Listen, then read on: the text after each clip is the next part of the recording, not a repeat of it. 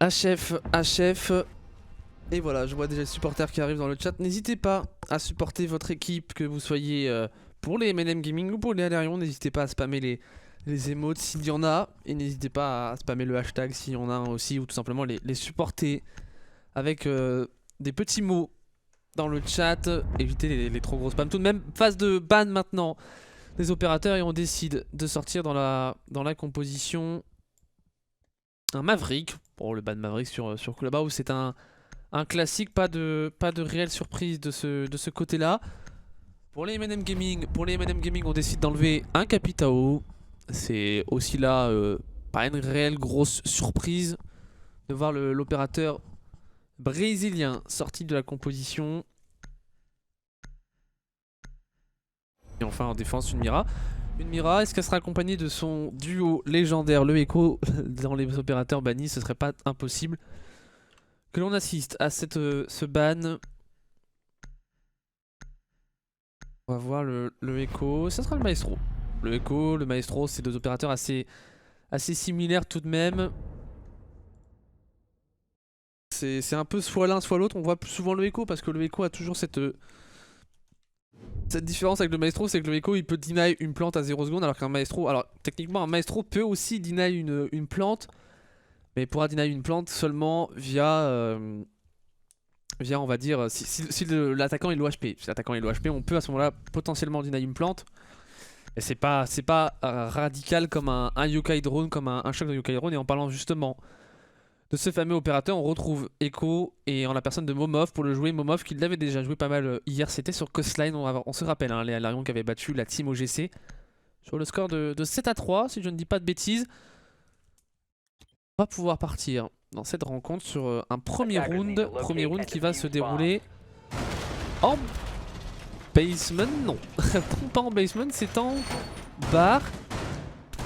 Est-ce que c'était pas déjà les Alarion qu'on avait vu jouer le bar? Et il me semble que si, contre les Easy Dream, les Alarion qui nous avaient déjà proposé ce bon site du bar, un petit peu comme le faisaient à l'époque les Supremacy, line-up qui n'existe plus à l'heure actuelle malheureusement. Et on retrouve un petit peu des joueurs partout en Europe, mais en différentes équipes. Mais les Supremacy qui nous proposaient ce bon site, c'était pas passé si ma mémoire est bonne pour les Alarion face aux Easy Dream. Mais c'est intéressant de voir des setups défensifs proposés différents. B, A, B, C, D. Ok, on fait l'alphabet dans le chat. On fait l'alphabet dans le chat et on va pouvoir partir. Ah ouais, on s'amuse, hein. On s'amuse visiblement. Allez, c'est parti pour cette première phase d'action entre les deux équipes.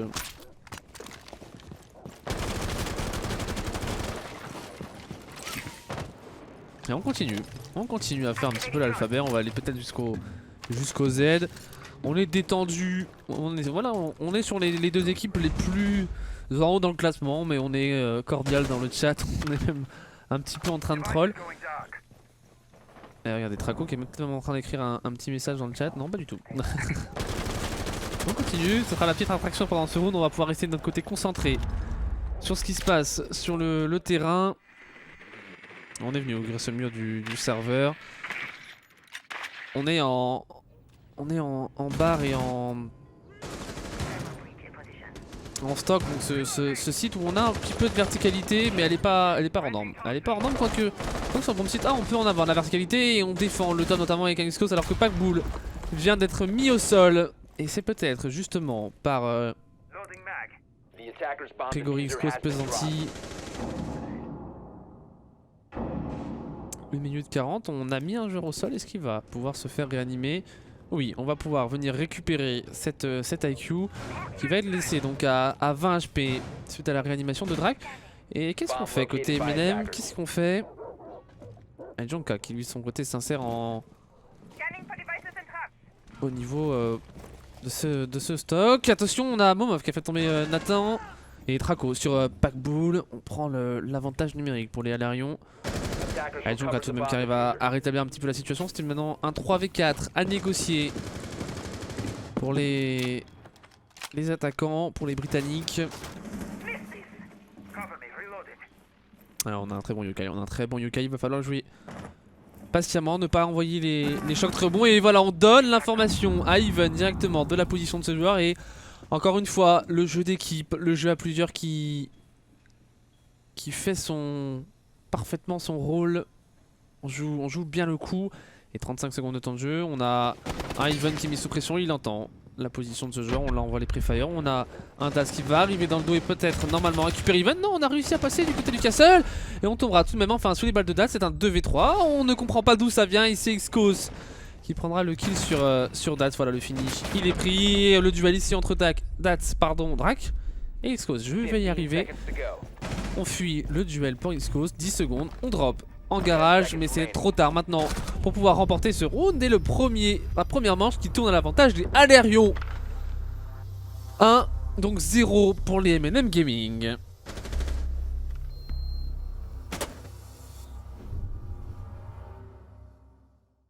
Premier round qui passe et cette défense en stock et en barre qu'on n'a pas du tout réussi à appréhender pour la formation européenne des M&M Gaming. Finalement, c'est ça aussi qui est intéressant de voir des équipes qui proposent des bombes sites différents. Parce que, contrairement à ce que l'on voit d'habitude, c'est pas le même plan de jeu. C'est-à-dire que les M&M sont habitués à attaquer peut-être les 3 autres sites. Mais attaquer ce bomb site là, en tout cas en compétition, c'est très rare. Peut-être qu'en prac, on l'essaye un peu plus du côté des équipes. Après, évidemment, si ce bomb site n'est pas joué, c'est très probablement parce que. qu'on a. C'est aussi l'un des bombes sites les moins forts, mais de temps en temps, ça peut surprendre et on les a vus les M&M. Ok, ils ont essayé d'attaquer du côté est de la map au niveau de ce stock, mais il n'y a jamais eu de réelle coordination, de réelle synchronisation et finalement les Alerion bien en place de leur côté remportent ce premier round.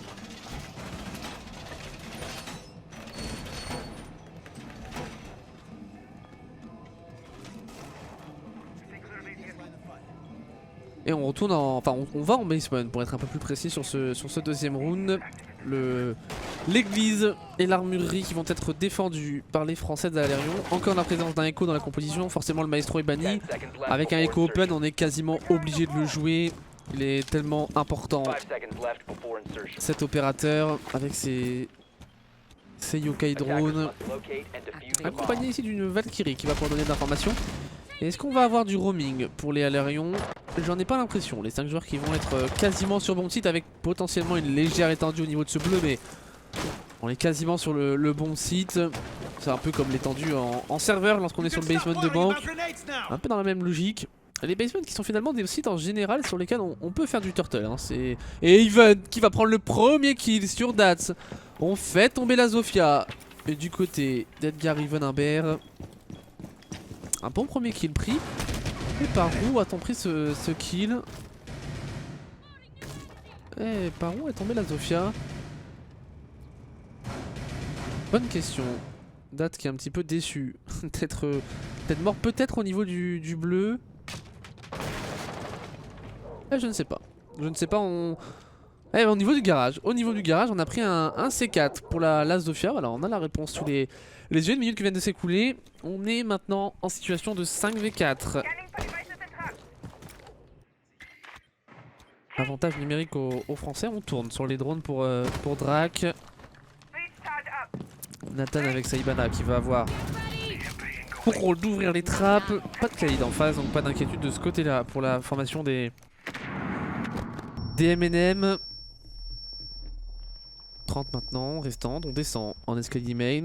On a encore le potentiel d'ouverture de ces murs en church. Pas de bandits non plus pour empêcher cette potentielle ouverture. Et on a un joueur qui vient de se placer bien un joueur et c'était un petit peu risqué. Ce move de la part d'Ivan serait pu passer, mais malheureusement il sera récupéré par un Jonka parfaitement attentif alors qu'on a de son côté vu ce yokai qui sera deny. Ça veut dire un yokai en moins dans la composition des Alerion. En plus de ça on a une IQ qui pourrait repérer le dernier yokai. Si du moins il en reste un à ce Echo. On a repéré ici le Giga. On pourrait avoir un premier duel entre Traco et Packbull. On pourrait avoir un premier duel et le duel il va arriver entre Drac et Vix. C'est Drac qui va mourir de sa charge exothermique. Et finalement en quelque sorte on a eu un revenge pris par la charge exothermique. C'est un 3v3 maintenant avec un joueur en escalier main dans la personne de Nathan. Oh, il a très belle décale de Momov alors que Xcos lui de son côté est tombé sous les balles de Jonka. On se replace pour Momof et on va tenter le move dans le dos, ça pourrait faire mal, Momof, l'alignement, on n'arrivera pas à ajuster malheureusement les deux joueurs et on prendra finalement le kill sur Pac Boule et Momof peut-être pour le double kill, on louche complètement. Et c'est Djonka qui prendra finalement l'avantage dans ce duel. On est en situation de 1v1, plutôt avantage à Traco et on va essayer de le jouer au duel, pour Traco. Pour Djonka, pardon, on plante le désamorceur. Faut y aller pour Traco, faut y aller peut-être de son côté. Et Traco la décale au pré-fire. On le sait, il est derrière et c'est parfait de la part du Jäger. On s'est quand même fait une frayeur dans cette fin de round. Mais deuxième manche en la faveur des Alerions. Ouais, petite frayeur, mais ce move de Momof était franchement bien vu, risqué, mais bien vu, mais on a un petit peu louché au niveau de l'aim. On l'a vu, la décale à la MP5D. Et après, c'est une arme qui fait pas énormément de dégâts. Et si vous mettez pas de tête, c'est compliqué de faire un kill avec. Et c'est ce qui s'est un peu passé là pour Momof. D'ailleurs, on a switch sur la Berry 9. Le duel a été un peu compliqué, mais c'était un move intéressant. Et puis ce 1v1, on le sait, 1v1 quand on est à 10 secondes comme ça. Enfin, même un 1v1 de manière générale, quand vous devez planter le désamorceur, c'est avantage aux défenseurs. Et on l'a quand même pas trop mal joué du côté de Djonka, comme on le veut l'expression, pros don't fake. Mais pour le coup, on n'a pas fake, mais on s'est retrouvé un peu coincé. Et Traco qui a bien joué son 1v1, on remporte le bomb site du basement. Et toujours pas de CCTV de cash room, qui est peut-être le bomb site le plus pique actuellement sur cette map. Et justement, côté Alerion, on ne veut pas proposer des choses trop faciles, trop évidentes aux joueurs des M&M Gaming. Et pour l'instant, ça leur réussit plutôt bien. N'oublions pas tout de même, on est sur une carte qui est clairement defense-sided. Donc rien n'est fait pour les Alerion, il n'y a que 2-0. Mais plus les rounds seront remportés, mieux ça ira pour les Alerion. Et on le sait que c'est une équipe qui marche beaucoup au mental. Forcément, c'est important de rentrer de la meilleure des manières dans sa rencontre.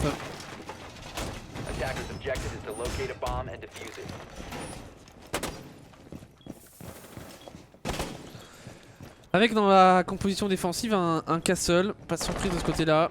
Sur le second site, le castle en fenêtre gym. Et au niveau de cette porte aussi, on n'est pas réellement surpris. Côté assaillant, on a la même composition. Même composition qui est très classique sur Clubhouse, le Termite, l'Ibana, le Thatcher, la Zofia. Et en général, on peut avoir un Capito, on peut avoir un Maverick, mais en l'occurrence là ils sont bannis. Donc derrière c'est un petit peu au choix. On peut avoir parfois du stuff qui est pris, souvent des grenades avec le sledge ou le bug qui peut jouer de la verticalité sur beaucoup de bomb sites. Là en l'occurrence c'est une IQ et le pic d'IQ est assez cohérent, assez logique, sachant que le Echo n'est pas banni. Même si là en l'occurrence il a été s'explique par Momof pour un castle et Daz pour se débarrasser d'Xcos. On élimine le lésion assez rapidement dans ce round, ça fera beaucoup de boomine en moins qui pourront être positionnés pour les Français.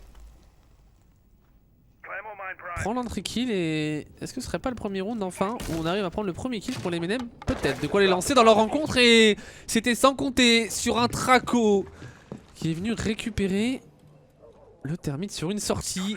Pas de Clément au niveau de ce garage, on dronait peut-être au niveau de la breach et même si on est venu ouvrir ce mur, finalement on ne pourra pas venir ouvrir à la charge exothermique le balcon jacuzzi. Il nous reste tout de même cependant les potentiels d'ouverture au Salvage Skyros, donc attention. Attention, côté français, ça n'est pas totalement joué, mais le 4-4, le trade, il est quand même à l'avantage des Alerion eSport. Oh Traco, elle est risquée cette sortie, elle est risquée, elle va passer pour Traco, le double kill peut-être. Et on n'arrivera pas à ajuster son Djonka à distance, c'était compliqué, on a réussi tout de même à faire tomber la IQ qui n'aura plus de potentiel pour repérer les gadgets électroniques Nathan pour ramener la situation en 3v2, avantage du Momerico au MNM puisqu'on s'est débarrassé de Momof. Le castle, on a encore Edwix avec un composé Z8, even, pas de C4 en sa position. C'est un 2v3. On va faire tomber ce renfort castle que l'on n'avait pas préparé au préalable.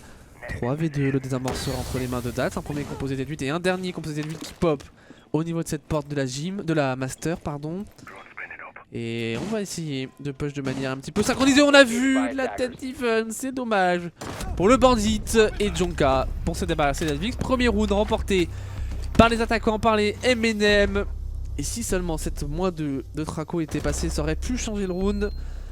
Mais ce bomb site de la gym qui s'est malheureusement effondré après cette prise du contrôle du cash room, de la cash room. Et derrière les défenseurs derrière Lyon qui sont tombés un petit peu les uns après les autres.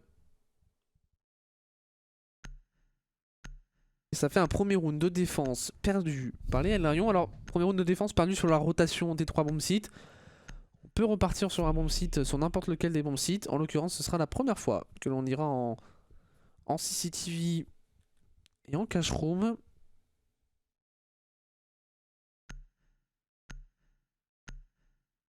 CCTV et cash room, donc comme je vous le disais, ce bomb site qui n'a pas encore été défendu par les Alérions. Bomb site qui est pas forcément évident à tenir quand un Capitao par exemple n'est pas banni ou un Maverick. En l'occurrence, ces deux opérateurs ne sont pas présents dans la composition d'attaque. On les a respectivement bannis côté Alérion et côté M&M Gaming. Donc c'est un bomb site qui peut se tenir. On va voir comment on procède déjà au dîner du Magnétrique. On a le potentiel de stun avec les concussions de Dats. Ça va être intéressant de suivre tout ça. On le sait, cette ouverture du mur, elle se doit d'être rapide en général sur les coups de 1 minute. On est dans des bons timings.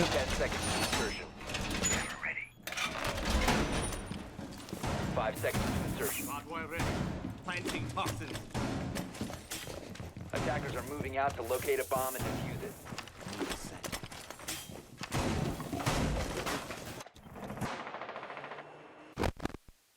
Les phases de préparation maintenant terminées. On va pouvoir passer à la phase d'action qui va commencer par... Oh, East Coast, East Coast. On a failli se donner dans cette petite ligne. Et par Drake de Thermite qui va avoir le rôle très important derrière ce mur. On va dinailler un premier Magpie de Jaeger. Ah ouais, demander une UM pour conserver peut-être des flashs pour Drake. On va essayer de stun ce bandit. Est-ce qu'on va réussir la stun? La mauvaise synchronisation, on a posé sa charge isothermique trop tôt là, des erreurs qui sont commises par les M&M. Est-ce qu'on n'irait pas finalement par en dessous jouer ce bandit trick? Et on a un joueur en dessous, c'est risqué. On a Traco qui est repéré. Et des erreurs comme ça peut coûter cher, ça peut coûter un round.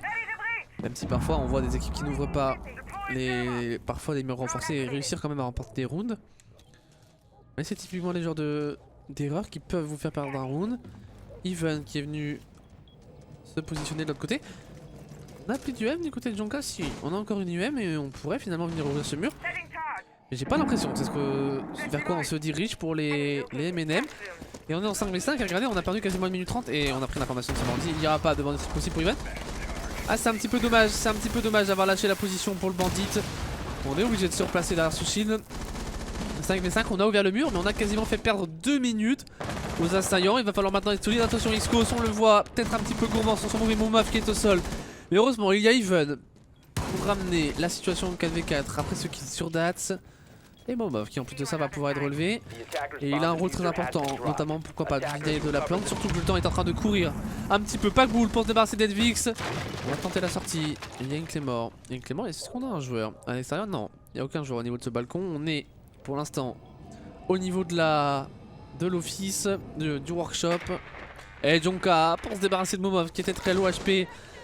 Ça se complique pour les deux joueurs à l'Arion restants. On est complètement blanc en plus de ça pour Even en situation de 2v3 puisque Packbull va être mis au sol. Traco pour se débarrasser de Packbull et qui tombera finalement sous le kill de Drake, le double kill même du Thermite qui se débarrasse de Even. Allez, très bonne flash envoyée au contact ici. Et le premier et le deuxième kill qui passe pour Drake. Et c'est dommage là pour les Alarion qui avaient plutôt bien commencé le round, hein. Un round qui avait bien débuté puisque on avait fait perdre quasiment en 2 minutes, 1,45 pour être un peu plus précis. Et sauf que derrière les erreurs se sont un petit peu enchaînées, les bonnes lignes prises aussi par les M&M. Et pas pour rien que les M&M ont fini premier de l'Open Qualifier numéro 1 et qu'ils sont parmi les meilleures équipes sur ce deuxième qualifier. C'est qu'ils ce sont des très bons joueurs et ils ont rapidement sanctionné les Alarion. Et attention parce qu'ils sont en train de reprendre l'ascendant dans cette rencontre. Et je l'ai dit à de nombreuses reprises, Clubhouse est une map Defense ID, donc si on venait à admettre seulement 2 défenses pour les Alarion, ça pourrait s'avérer compliqué pour la suite de cette rencontre.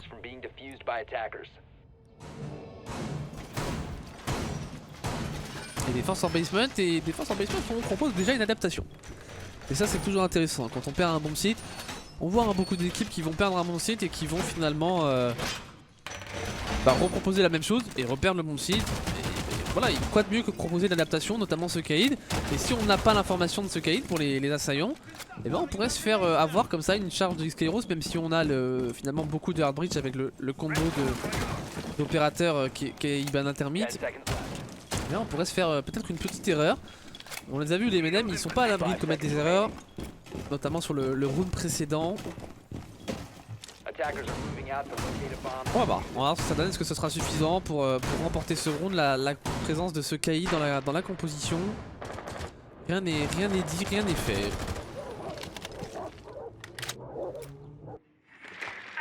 Des informations au niveau du garage, en tout cas pas de roaming, ça c'est sûr. On n'a pas choisi cette possibilité pour les Alarion e-sport. On décide de faire une quasi turtle avec un East Coast qui est en train de s'avancer, on l'a vu. En bas de votre écran, on va faire tomber ce drone pour le lésion, reculer, voilà juste des positions légèrement avancées pour se débarrasser des drones. Alors qu'on est en train d'ouvrir la verticalité au niveau de la kitchen, j'ai l'impression pour Packbull. Au niveau de cette kitchen, la verticalité elle est intéressante au niveau de cette zone. Packbull qui, avec sa IQ, va avoir un rôle encore important d'opérer les yokai. Toujours le rôle évidemment très important de cette IQ, 5v5 pour l'instant statu quo. Statu quo, mais il y a eu seulement une minute d'écoulée dans ce round et on le sait, sur ce basement ça peut aller très rapidement. On n'a pas forcément besoin de beaucoup de temps pour exécuter. C'est un bon site, une fois que vous avez trouvé la faille, vous avez réussi à perforer la défense, ça peut s'avérer compliqué. Il n'y a pas vraiment de plante par défaut ou sur ce genre de site, si ce n'est peut-être derrière le bar de la church. Et si on venait à l'ouvrir pour Drac, on pourrait avoir une plante au niveau de ce bar ou derrière la caisse.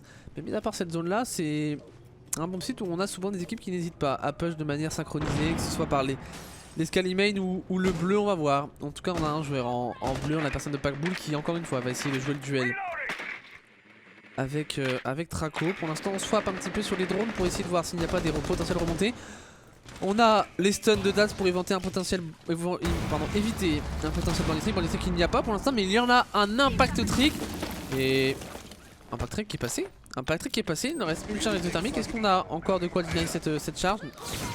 On positionne un jammer, mais c'est un petit peu tard là pour Redvix, on va être obligé de reculer. Drac au contact, les flashs qui partent, on envoie les pré-fire. Il n'y a personne derrière ce bar, on a un joueur cependant au contact derrière son shield, c'est Redvix à 35 secondes maintenant. 2 temps de jeu.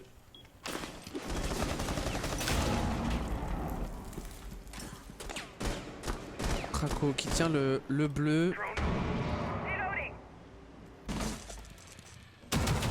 24 secondes de temps de jeu restant, va falloir push dans ces lignes et c'est Jonka qui se débarrasse d'Ivan, attention à ne pas se donner pour les Alarion, on a une très bonne ligne pour le moment. Traco qui lui prendra le kill sur Packbull, Jonka sur Redvix, Traco sur Jonka, on a le joueur derrière ce bar, on l'entend planter, peut-être qu'on a les yokai drone pour deny la plante.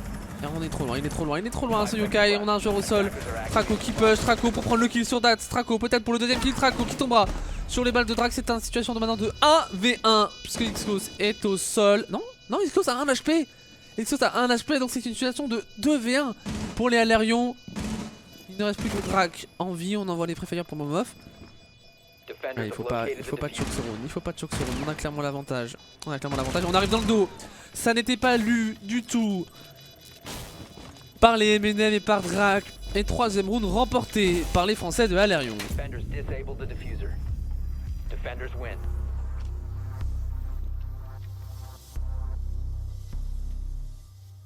3-2 en la faveur des Français. Alors si je dis pas de bêtises, il me semble pas que sur le round précédent le shield ait bloqué la concussion. Parce qu'on a vu que Even était stun. Alors peut-être qu'on a envoyé les 2 stuns et que en effet le bandit n'a peut-être pris qu'une des 2 stuns. Je sais pas si tu peux m'éclairer un petit peu là-dessus, mon bur. Mais je suis quasiment sûr à 99% que Even était stun. Mais peut-être qu'à cause du shield, il n'a pris qu'une des 2 stuns et qu'à ce moment-là, en effet, il a pu poser sa charge avant que avant que la deuxième stun ne détonne. C'est peut-être l'explication. Sinon, on a peut-être posé la charge ectothermique un peu trop tôt. Il faudrait regarder Attackers need to la locate and rediffusion defuse pour bombs. en avoir le cœur net. En tout cas, ça fait 3-2 à l'issue de ce round en basement. On repart en CCTV. Et on va voir justement si... Ben, pourquoi pas, ce shield va bloquer la visu. Va bloquer la... Pardon, pas la visu, le potentiel deny du banditry via les stuns de Zofia. On va suivre ça un petit peu de près dans ce round. Composition identique, il me semble, à ce qu'on avait vu sur la défense il y a 2 rounds. En tout cas, c'est la dernière défense sur ce side. Il va falloir être solide et remporter pour les Alarions pour passer en 4-2 parce que 3-3 à la mi-temps, ce serait plutôt à l'avantage des MNM Gaming. Phase de préparation maintenant terminée. On va pouvoir aborder le 6ème round de cette rencontre avec une ouverture rapide du garage du côté de Nathan. On va venir ouvrir au niveau des pieds pour contrôler les potentiels retours de défenseurs. Et on va aller voir un petit peu du côté des attaquants comment on procède à ce deny du bandit trick. Date qui pour l'instant n'est pas en place, pas en place. Il va essayer de récupérer un joueur. Attention à ne pas se faire sanctionner pour la Zofia. Et on va aller jouer peut-être par la verticalité pour ce coup-ci. Ouais, c'est ça, c'est ce qu'on décide de faire. Alors, on va aller envoyer une impact avec son KS79 lifeline. Oh, ça pourrait faire mal si on envoyait double impact pour Even. Il est au sol? Il est au sol, ouais, il est au sol, Even. Et il va être récupéré. Il va être récupéré logiquement. Au niveau de la bridge, malheureusement, le très beau teamplay qui coûte très cher au Alarion. Et la belle adaptation, peut-être comme le disait Bombure sur le chat, peut-être que la double concussion ne passe pas à cause de ce shield. Et ça passera pour Momov sur Dats. On va récupérer un bon kill. Et on n'hésite pas à jouer son écho de manière agressive, surtout lorsqu'on est en infériorité numérique.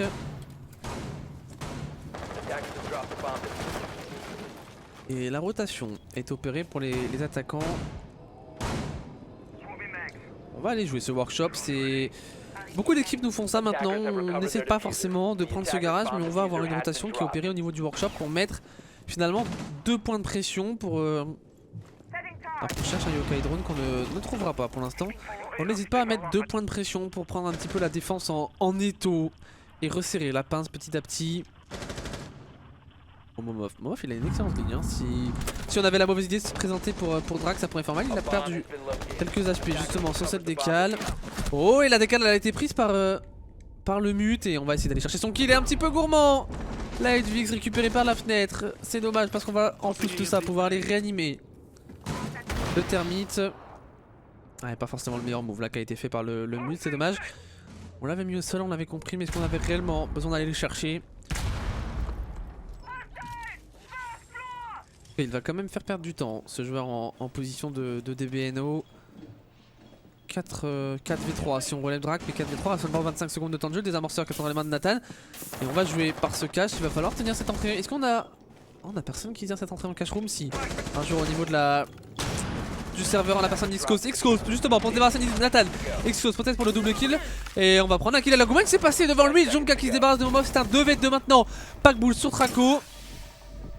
Fait le tour. On se joue du l'attaquant. Et on sera récupéré finalement par Packbull au pistolet. C'est passé tellement proche pour les Alarions. Xcos qui n'avait plus de balles il me semble dans son arme. Et qui sera récupéré. Ça fait 3-3 au changement de side. C'est dommage pour les Alarions, on aurait pu prendre l'avantage dans cette rencontre. Et là ça va être compliqué maintenant sur les phases d'attaque. Il ne va pas falloir commettre la moindre erreur. Parce que les MNM, ils sont solides sur leur défense.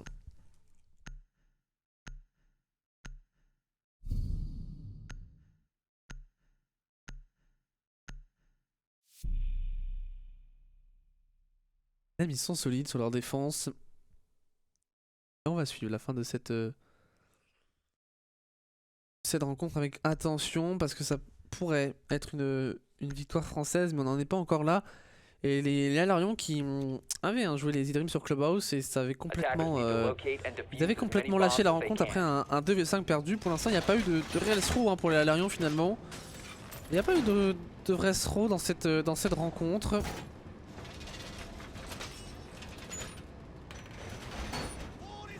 Ok, bon, bien, j'ai vu ton message.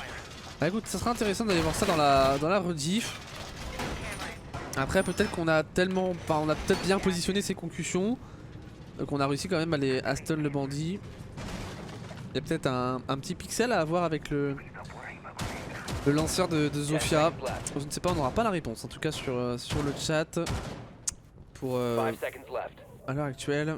Phase de préparation maintenant terminée pour cette première défense. Pour les MNM, n'hésitez pas à supporter votre équipe en spamant les emotes ou le hashtag, que vous soyez supporter des MNM ou des Alerion. On part sur le 7ème round.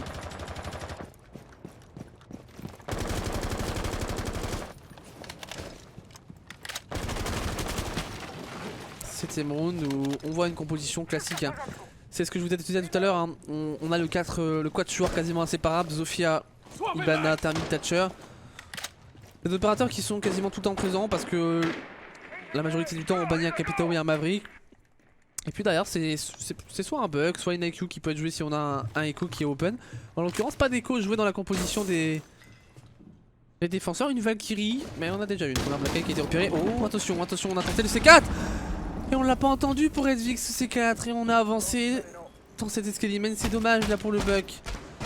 Petite erreur, en tout cas on n'a pas entendu le bruit de la nitro. La Valkyrie.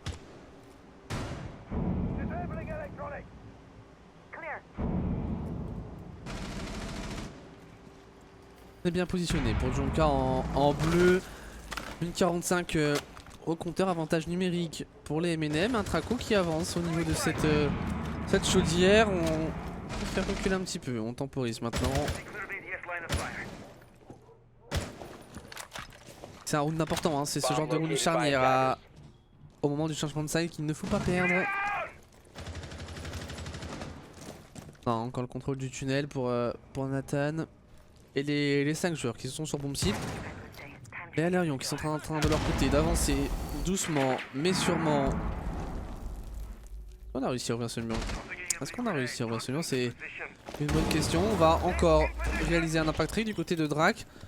Et impact trick, qu'est-ce qu'il va passer? C'est impact trick, on va avoir la réponse dans moins de quelques instants. On fake du côté de Momov et... Qu'est-ce qu'on attend? Qu'est-ce qu'on attend? On a encore une save de Skyros pour Iskos. Je ne sais pas ce qu'on attend pour les Alerion. On joue la verticalité, on l'a entendu au niveau de la kitchen et voilà, c'est ça qu'on attendait, le coup de save de Skyros, mais on ne se fait pas avoir pour Drag. On attend pour la chaîne thermique, on aura tout de même réussi à faire une ouverture au niveau des pieds.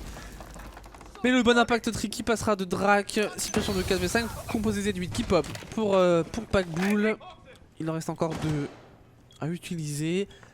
Va avancer au contact. Et Momov qui lui aussi va avancer en contact et un joueur allongé au shotgun, ça pourrait faire très mal. Un composé Z8 et on push dedans et ça passera pas. Est-ce que aussi lui fait tomber Nathan? Jonka sur Traco. Et on push pour Ivan, on tombera sous les balles. Finalement, 2 Packbull, Dats qui prend le dernier kill sur Iskos. Ça fait maintenant 4-3 pour les MNM et on enchaîne les rounds. Deuxième round remporté par les Européens.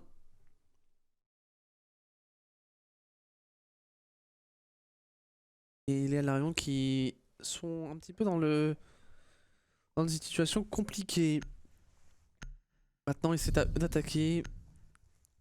Et ils vont attaquer le bon site de la CCTV, de cache room. On va voir si on arrive à déloger les positions. Et comment décide-t-on d'attaquer pour les Alerion? On pourrait avoir un jeu aussi au niveau du workshop, de la construction. Et on pourrait pourquoi pas aussi avoir une tentative de prise du garage. Un peu compliqué si on n'a pas de capitaux, mais on a les potentiels grenades d'Edvix avec son bug qui pourrait venir déloger les positions. En l'occurrence ça risque peut-être d'être Dats en garage avec son dog.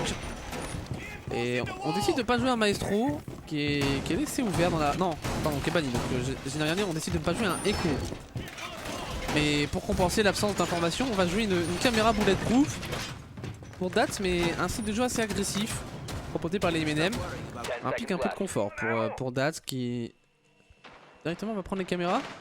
Ouais, on prend même les caméras pour finalement voir si on n'a pas des drones prépositionnés sur la carte. Pour Dats qui va donner l'information des spawns à ses coéquipiers. Toujours intéressant d'avoir les spawns directement pour savoir si on a une attaque qui peut être orientée par exemple directement au niveau du workshop, ce qui est extrêmement rare, mais si on avait par exemple 5 joueurs qui spawnaient au niveau du strip, et ben on pourrait se penser à une attaque au niveau du workshop. Ce n'est pas le cas et on peut partir donc pour ce 8ème round entre les deux équipes.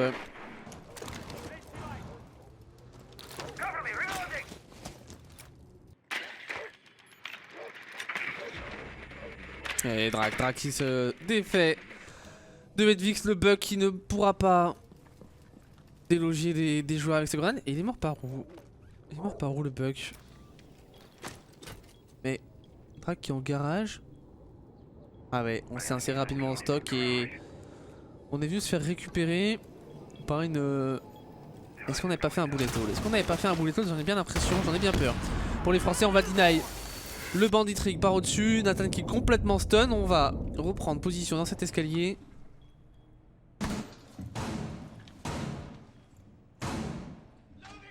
Milieu de danger, on a ouvert le mur, ça c'est un bon point pour les Français, mais on a perdu le bug, ça c'est forcément un peu plus négatif.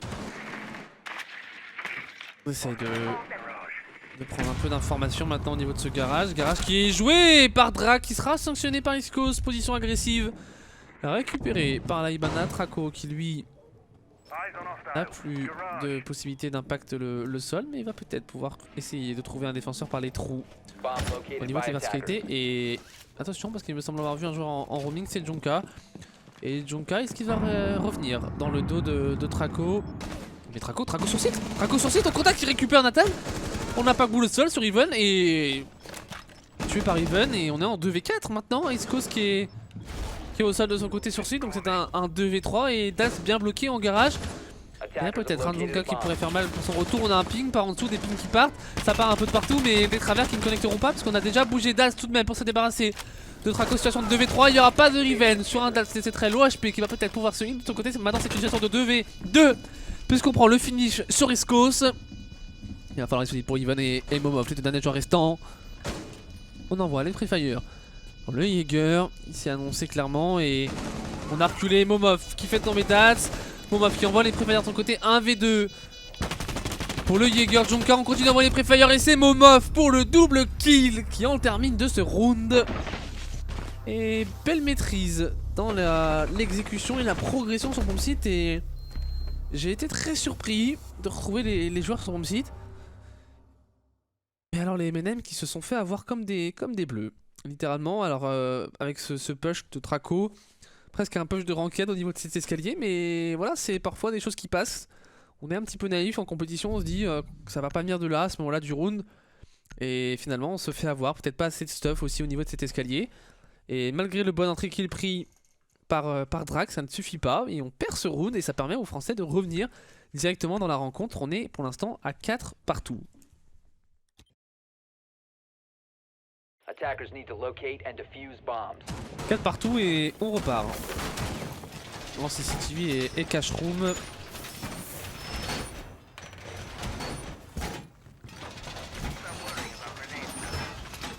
On pouvait évidemment pas repartir en basement. On aurait eu la possibilité d'aller en gym, mais on n'a pas l'air très serein pour les MNM pour repartir sur ce bon site là. Ni même le bar. Bon, le bar c'est les alarmes qui nous ont sorti, mais c'est quand même extrêmement rare pour être notifié.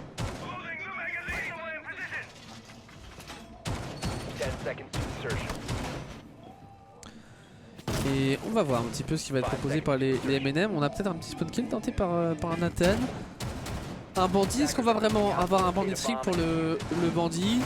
Alors c'est toujours la question qu'on se pose, mais c'est vrai que en même temps, faire un bandit trick ça peut être parfois pénalisant parce qu'on peut perdre le bandit. On l'a vu tout à l'heure, Ivan qui est tombé, mais en même temps ça fait utiliser beaucoup de stuff, donc c'est toujours la même question, est-ce qu'on fait le bandit trick ou pas?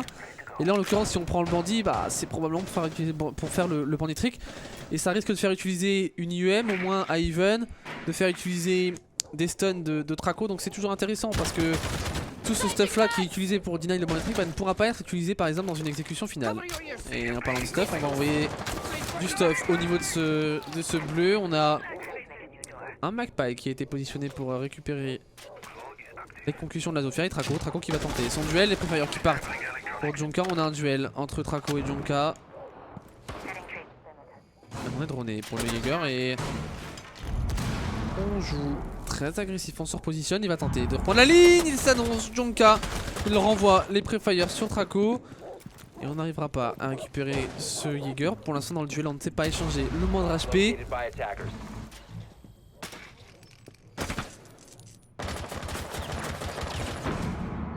5v5 pour l'instant dans ce round, on a le contrôle du garage et on en est où au niveau de l'ouverture du mur pour Momov. Et forcément on veut ouvrir ce mur avec la verticalité pour Traco et c'est compliqué si on a ce Jaeger qui pose des soucis. Hidevik s'insérer en stock et on perd du temps. Et attention Packbull, Ouf, il est passé dans cette ligne mais tellement rapidement qu'on ne l'a pas vu. Du côté d'Hidevik on a des très bonnes lignes, de trop bonnes lignes puisqu'on récupérera Traco. Et c'est dommage, des petites erreurs. Et c'est bien joué aussi pour les MNM. Alors on vient au niveau de cette fenêtre, on joue très agressif pour Packbull et Riven n'aura pas réussi à récupérer le kill et... Bah ouais, les banditriques, forcément. C'est naïf là, de la part de Momov de tenter ça, on n'arrivera pas à ouvrir ce mur et 55 secondes de temps de jeu. On retente, mais non, Nathan il est attentif. Nathan il lui reste en plus de ça ces 2 batteries encore. Est-ce qu'on a des UM pour Even? On a plus d'UM, c'est compliqué, on a clairement bégayé sur cette ouverture du mur. Il va falloir maintenant push un petit peu par les points de pression classiques, par les portes et par les potentiels escaliers. Comme on l'a vu tout à l'heure, Traco il a été capable de le faire.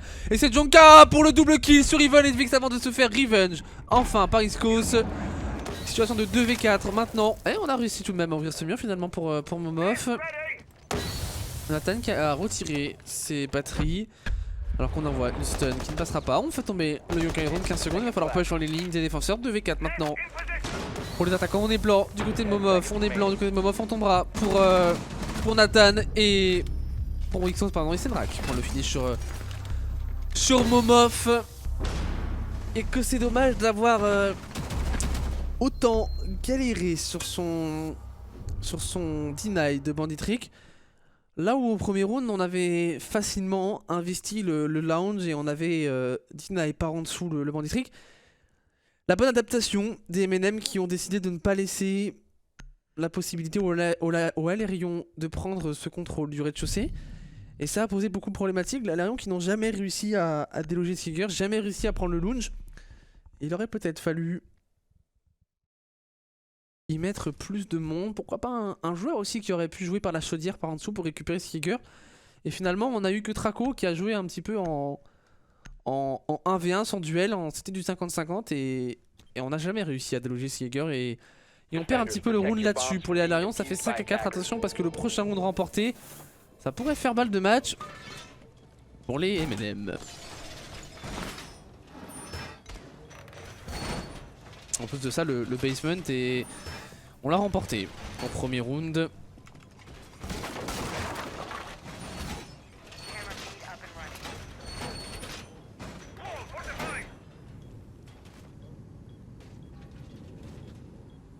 Ce basement qui est bien défendu par les MNM avec la présence de la composition d'un Kaïd.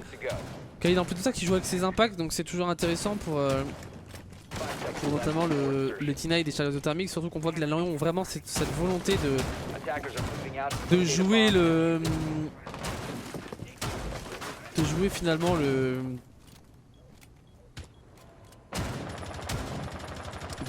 ce mur de la church. Excusez-moi, on va pouvoir repartir sur l'insertion maintenant des attaquants. Et l'insertion elle se passe bien pour Even, on a récupéré la Jonka, le Jaeger directement.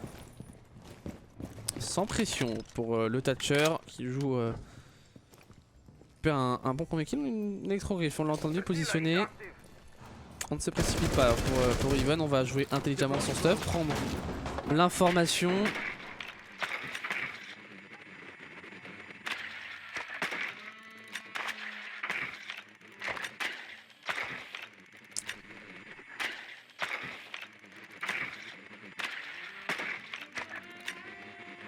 Information prise au niveau de ce striptease.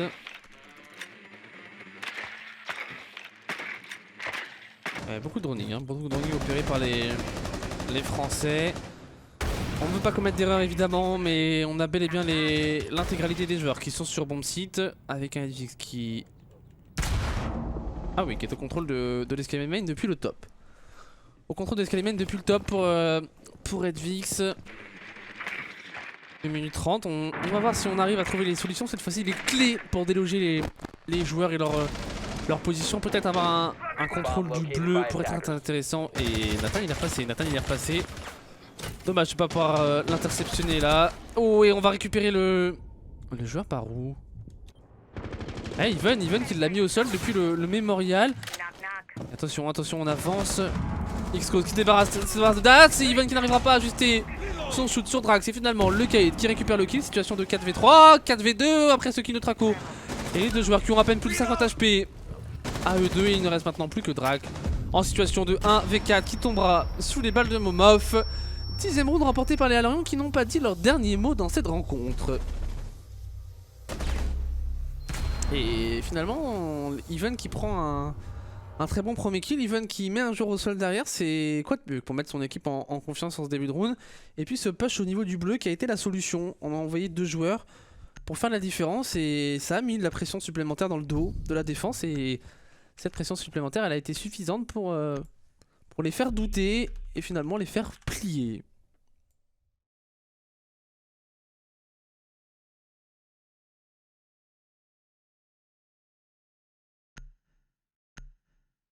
Et on retourne au basement. On retourne au basement, mais regardez, directement, première défense du basement perdue par les Britanniques. À l'exception de Jonka, il me semble, qui est germanique. On va sortir un castle avec ses barricades du TP1. Le castle en fosse ici. C'est un castle qu'on voit de temps en temps, mais ça fait très Year One style. Hein, avec, on se rappelle, les strats Youngtis où on avait ce castle en mémorial en escalier main, des vieilles strats ou même parfois des étendues au bar qui étaient faites où on ouvrait les trappes. Et justement, c'est ce qu'on va faire pour Drak. J'ai bien l'impression qu'on va venir ouvrir cette trappe du mémorial et du bar avec un renfort de castle en niveau de ce main. Et on étend finalement la défense pour essayer de mettre un petit peu de pression et de doute dans la tête des attaquants.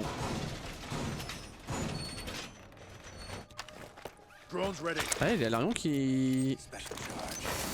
Est-ce qu'on était venu ouvrir le tunnel tout à l'heure? Non, j'ai pas l'impression. Et... Ah, le drone récupéré là par Jonka. Et on va aller vite en tunnel. Et j'ai l'impression que les Alarions ont compris le style de jeu et la défense proposée, ce setup stratégique qui a été mis en place par les M&M Gaming. Et tout de suite on s'adapte, on a ce duo Terminator qui va avancer. Et on a quand même 2 joueurs. On a quand même 2 joueurs sur son site, mais... Regardez, Xcos, il a une autoroute, vers le site là, Xcos, littéralement. Et on l'a compris maintenant par la trappe. Oh, la ligne de Nathan par au-dessus. Oh, cette ligne, incroyable, cette ligne Pack Bull qui va se débarrasser de Moonmuff. Et finalement, on est tombé dans le piège pour les Alarion Dats sur Even. Là où on pensait avoir une bonne idée, on s'est retourné un petit peu une fausse bonne idée là pour les Alarion. Et pour le coup, moi aussi, je pensais que ça allait passer pour les Français, mais on se retrouve en situation de 2v5. Traco et Edvix qui sont condamnés à faire un clutch, les jeunes joueurs français de cette line-up. Et finalement un petit peu les 2 pépites Alarion, Traco et Edvix, alors qu'ils sont accompagnés d'Iven, Momov et Xcos qui ont un petit peu plus d'expérience. Et Idatan qui se débarrassera lui de Traco. Il reste un Edvix en situation de 1v5. Ça va faire 6-5 en toute logique pour les Britanniques de M&M. On va peut-être même profiter pour discuter. Voilà, les Alarions qui vont se servir de ce 1v5 pour voir ce qui n'a pas été. Mais pour être tout à fait franc, c'est vrai que c'était tentant de vouloir rush ce site. Et ouais, quand on a vu Xcos dans le bleu, il y avait la trappe par au-dessus, il fallait se méfier de cette trappe. Mais finalement, à part ça, il n'y avait pas grand chose. Et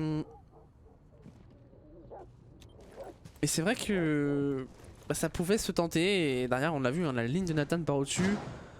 Les 2 joueurs en armurerie qui ont fait aussi le taf. Non, c'est malheureusement aussi un beau setup proposé par les M&M. Il faut le noter. Parfois, quand les défenses font aussi de très belles choses. Et les Alarions qui se sont fait avoir, qui sont tombés dans le piège. Et très belle fin de round, en tout cas proposée par Edvix. Mais voilà, pour ceux qui se posent la question de pourquoi il ne joue pas le round. Non, Edvix n'est pas en train de jouer son KD. Edvix est tout simplement en train de discuter avec ses coéquipiers. On est en train de remettre les choses au clair sur ce qui n'a pas été.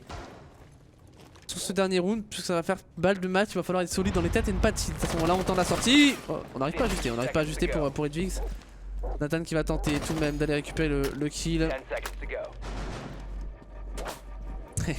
Au contact, bah non, et bah non c'est Jonka pour un perfect. Well play qui pop dans le chat pour de la part de Nathan.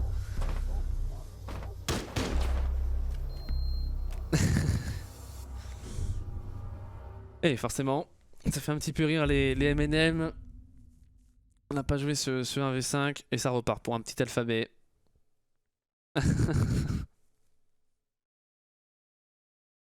Et du coup, balle de match pour les Européens. Alors je dis parfois Européens britanniques, hein, c'est parce qu'on a une structure britannique, on a 4 joueurs britanniques et on a un joueur allemand. Les MNM qu'on avait vu lors des qualifiers, notamment jouer face aux Young Tees. Et ces MNM, c'était les anciens Looking for Org. Alors rien à voir avec les Looking for Org de l'époque où on avait les Giants. Pour ceux qui se posent la question, Looking for Org, ça veut tout simplement dire qu'ils sont à la recherche d'une structure, enfin qu'ils étaient à la recherche d'une structure. Donc finalement, n'importe qui peut décider de s'appeler Looking for Org.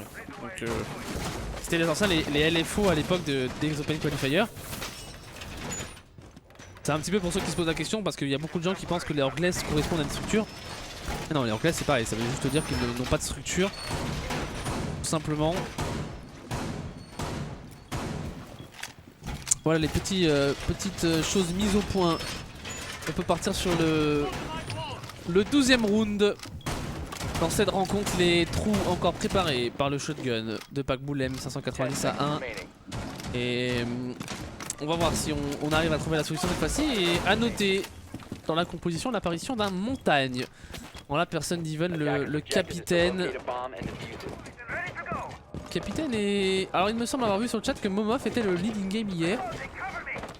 Il me semble avoir vu cette information dans le chat. La confirmation est confirmée, mais Momov serait le potentiel leading game de cette équipe. Et non pas Even qui lui est le capitaine. Double impact qui part et 10 impacts qui partent en moins qui n'auront pas servi il me semble à deny l'ouverture du Skyros. On a peut-être une salve et on a ouvert le mur pour Momov en bas garage. Et j'ai l'impression qu'on va essayer de prendre le contrôle de ce garage. Et finalement le deny de Banditrix sera assez facile une fois qu'on aura le contrôle de ce garage. Et bah Nathan tout simplement ne pourra plus procéder à ne serait-ce qu'un Banditrix. Et regardez, Dats recule. Est-ce qu'on l'a compris du côté des MNM? Et j'ai l'impression qu'on va leur laisser le garage et qu'on l'abandonne directement cette position. Ouais, très clairement, c'est ce qui est laissé pour les MNM. Et Traco qui de son côté a pris quelques dégâts. Est-ce qu'on a du roaming un peu proposé?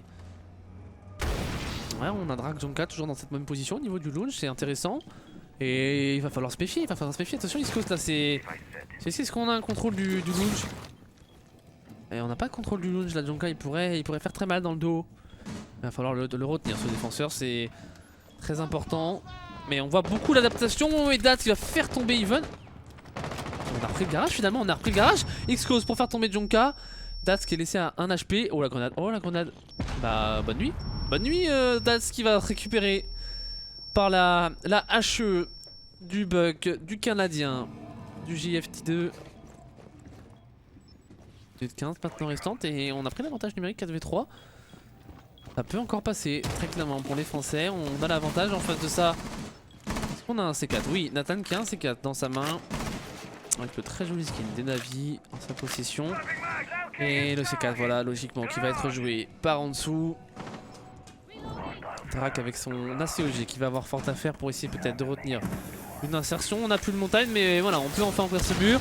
Et on rentre directement, on prend la décale sur Pakboul pour Momov. Situation maintenant de 2v4. Et on a reparti, en plus on ne joue plus le launch pour Nathan et ça va faire des avancées plantées. On tombera peut-être pour Drak, non. On récupère Edwix. Attention, il y a un joueur à sa droite, il tombera. X-Cause sur Drak alors que il ne reste plus que Nathan en situation de 1v3 au niveau de ce workshop. Et ça devrait faire une première balle de match sauvée par les Alérions. Oui, Momov sur Nathan d'un headshot. 12e round remporté par les Alérions eSport. Et franchement, je sais pas pour vous, mais je trouve qu'on assiste à un match quand même d'un haut niveau. Alors on est sur du sub-top, même un peu plus que du sub-top, parce que les MNM ont quand même battu les Navi en première chip. On est sur deux équipes qui voilà, sont potentiellement des équipes qu'on pourra retrouver en Challenger League. Surtout pour les MNM qui, comme je vous le dis, ont de grosses victoires références. Mais même les Alarion nous prouve qu'ils ont un bon niveau de jeu. Ouais, on va s'expliquer le Goyo pour un Echo. Et côté d'Ivan, on s'explique aussi. Mais c'est vrai que on l'a vu, les adaptations. On voit qu'il y a un montagne. Enfin, on pique un montagne pour essayer de jouer le garage. Et parce qu'on a vu qu'on n'arrivait pas à se défaire de ce setup en launch. Voilà l'adaptation proposée. Elle est loin d'être inintéressante. C'est une des solutions qu'on a choisi de prendre. Et puis derrière, on a une contre-adaptation des MNM qui décident de lâcher le garage pour ne pas s'exposer. Alors, derrière, on l'a repris. C'était un peu surprenant. Et peut-être qu'on perd le round un peu là-dessus. Parce qu'une fois qu'on perd le garage, essayer de le reprendre, c'est compliqué. On a essayé pour le Echo, mais qui finalement est tombé. Et voilà, derrière le round qui se déroule plutôt bien pour les Alarion. Maintenant, c'est une défense en basement et on part en overtime. 10 seconds to insertion. 5 seconds remaining. On se rend vraiment coup pour coup dans cette rencontre, c'est très intéressant. Objective is to locate a bomb and defuse it. On positionne les derniers éléments de stuff, le dernier barbelé. Côté de Nathan, phase d'insertion maintenant pour les Alarion.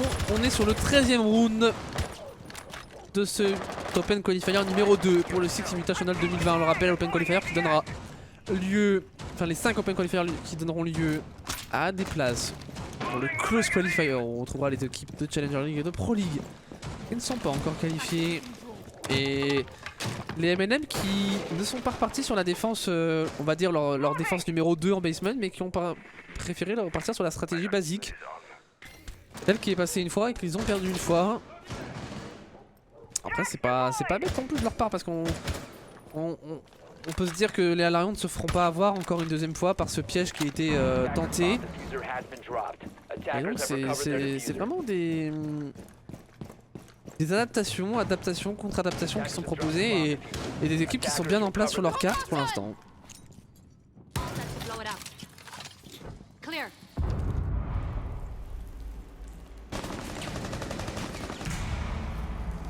Un Jonka qui tient cette chaudière, ce bleu, et Even qui va tenter très rapidement.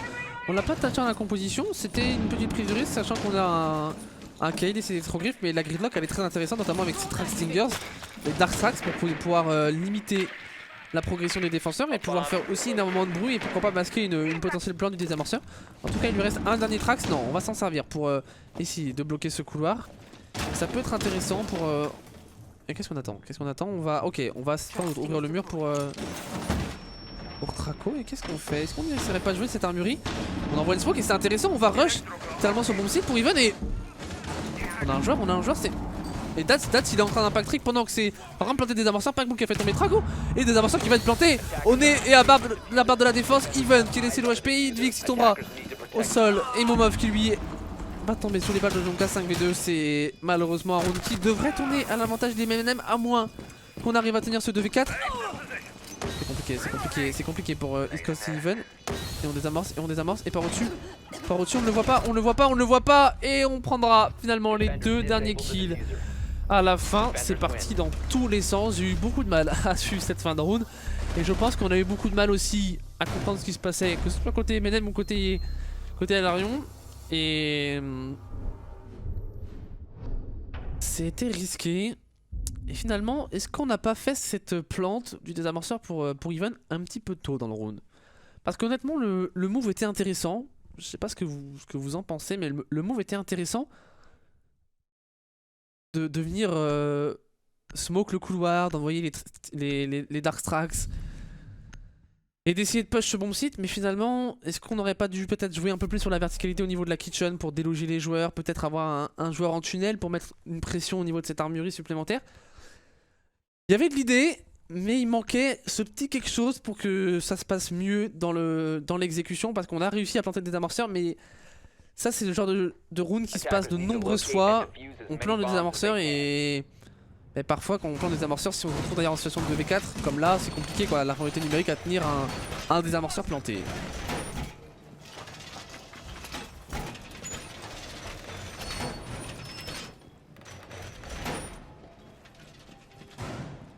Et changement de side, forcément on est sur l'overtime. qui dit overtime dit changement de side. On prend les caméras pour Even, on va essayer peut-être de repérer quelques petits drones très placés par les MNM. Et on a pour l'instant une belle rencontre qui va peut-être aller au bout du bout, mais ça pourrait se terminer. On le rappelle, on est sur une balle de match puisqu'on est en overtime, et un overtime qui dit overtime dit 8 rounds. Première équipe à 8 rounds remporte la rencontre. Attention, les Larions qui ont l'épée de Damoclès au-dessus de la tête, on n'a pas le droit à l'erreur pour les Français. Alors qu'on a un DAD, ça s'insère rapidement en garage. Et on va essayer peut-être d'aller rapidement au niveau de ce bleu et on temporise. On préfère temporiser un tout petit peu. Pour la Larion, on n'est pas totalement encore bien mis en place, notamment du côté des Vix avec son smoke.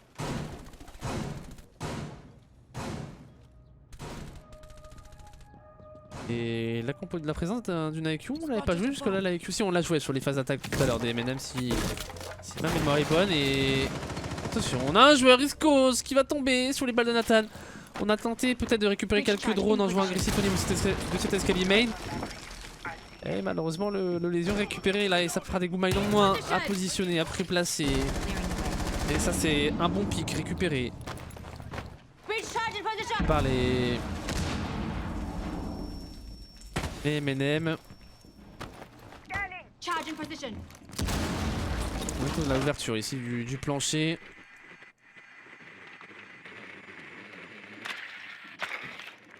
On va pas pouvoir prendre l'information au niveau de ce mémorial. On essaye de repérer les potentiels drones pour les Molotovs and Marshmallows. 5v4, le temps qui est en train un petit peu de couler, mais on est quand même déjà au contact du bomb site, notamment pour un track. On va avoir un bandit trick proposé par Even, on va avoir un bandit trick, et ce bandit trick qui va être parfaitement réalisé par Even, et double bandit trick. Et on aurait pu envoyer les concussions pour Dads, mais on n'avait pas cette information du bandit, et l'erreur, elle arrive des MNM. On a quand même de grossières erreurs qui sont faites parfois par les MNM. Et là voilà, les concussions, on ne pourra pas deny l'échange exothermique et les XC grosses pour Even. On envoie le C4, est-ce que ce C4 il va connecter? Non. Il a peut-être été deny en l'air, les composés de 8 qui partent du côté de Edvix. On est en situation de 5v4 et 35 secondes de temps de jeu, ça va être un push un petit peu YOLO. Ça risque d'être un peu un shit show dans cette fin de rencontre. 25 secondes, on envoie les flashs, on a un joueur au contact qui tombera, c'est Even. Sous la conclusion de Dad, son push pour Draco sur Junka avant de se faire revenge par Packbull. On est en situation de 2v4. On a le yokai. On a encore le yokai. Il tombera ce Ico sous les balles de Packbull. Dats pour en finir avec Edvix qui avait pris un kill sur Nathan. Et c'est une victoire pour les MNM Gaming sur le score de 8-7. Victoire donc de la formation britannique Molotov and Marshmallows qui l'emporte. On va avoir un petit aperçu du tableau des scores. Voilà, le tableau de score avec un Junka